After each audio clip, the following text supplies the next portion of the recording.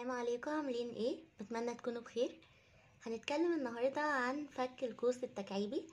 بيكون عندي كميتين مكعبتين وعايزين نحللهم، زي مثلا س أس 3 ناقص ص أس 3. لما تيجي تتحلل هتتعمل ازاي؟ باخد الجذر التكعيبي للكمية الأولى، الجذر التكعيبي للكمية الأخيرة بنفس الإشارة اللي بينهم، تبقى س ناقص ص. طيب بعد كده القوس التاني عبارة عن ايه؟ عبارة عن مربع الكمية الأولى تبقى س تربيع، ومربع الكمية التانية تبقى ص تربيع، وبالموجب طبعا هتكون بالموجب سواء هي سالب أو موجب. الحد الأوسط عبارة عن الأول في التاني مضروبين في بعض بس بخلاف الإشارة، تبقى موجب س ص، هي كانت سالب بقت موجب. طب لو انا عندي س أس 3 زائد ص أس 3 برضو ضرب قوسين، القوس الاولاني الجذر التكعيبي والجذر التكعيبي بنفس الاشاره، يبقى س زائد ص. القوس الثاني عباره عن مربع ده يبقى س تربيع، مربع ده يبقى ص تربيع بالموجب. طيب الاول في الثاني بخلاف الاشاره يبقى ناقص س ص. نيجي نحل امثله على الكلام ده. هنا بيقول لي حلل ما يلي 8 س أس 3 زائد 125. هتاكد الاول هما كميات مكعبه ولا لا. كميات مكعبة معناها اقدر اجيب لها جذر تكعيبي. التمانية جذرها 2، السين أس 3 جذرها س، ال125 جذرها 5، يبقى بالتالي هما دلوقتي مجموع مكعبين. طيب اجي احللهم ازاي؟ هاخد الجذر التكعيبي للكمية الأولى اللي هو 2 س، الجذر التكعيبي للكمية التانية اللي هو 5 بنفس الإشارة يبقى موجب. بعد كده مربع الكمية الأولى يبقى 4 س تربيع، مربع الكمية الأخيرة يبقى موجب 25، وكده كده هتكون موجب سواء هي موجبة أو سالبة. طيب الأول في التاني بخلاف الإشارة يبقى 10 س بخلاف الإشارة يبقى سالب 10 س. نشوف السؤال اللي بعده. السؤال شكله يخض شوية بس هو سهل خالص. هنا بيقولي س زائد ص كل أس 3 زائد س أس 3 هيتعمل ازاي؟ بنفس الفكرة.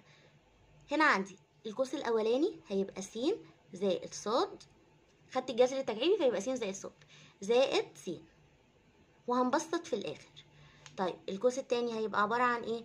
هيبقى عبارة عن س زائد ص الكل تربيع، الأول في التاني بخلاف الإشارة يبقى ناقص س في س زائد ص، مربع الكمية التانية يبقى زائد س تربيع. طيب نبسط بقى، هيبقى عندي هنا س وس، أجمع الحدود المتشابهة يعني، فيبقى 2 س زائد ص. طيب أجي هنا أفك، هيبقى عندي س تربيع زائد 2 س ص، 2 في الحد الأول في التاني يبقى 2 س ص زائد مربع الكمية التانية زائد ص تربيع.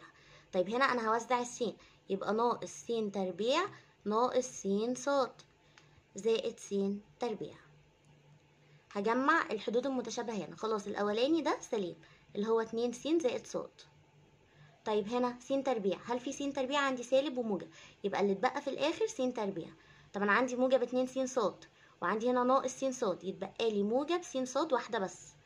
طب أنا هنا عندي موجب ص تربيع، ما عنديش حاجة تانية زيها، يبقى موجب ص تربيع.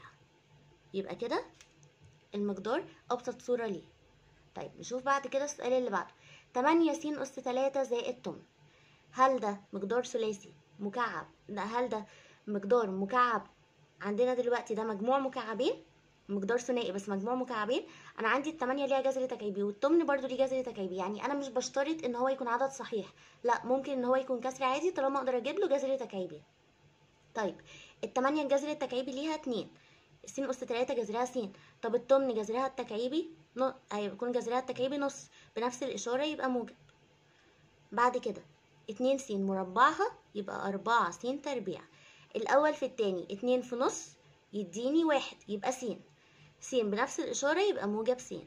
بعد كده عندي مربع الكمية دي يبقى مربع النص اللي هو ربع. وده كان ازاي افك القوس التكعيبي، او ازاي اتعامل دلوقتي مع فرق بين مكعبين او مجموع مكعبين. وده كده اتكلمنا عن كل حاجة عايزين نقولها في الفيديو ده، بتمنى تكونوا استفدتوا، وشكرا لاستماعكم للنهاية.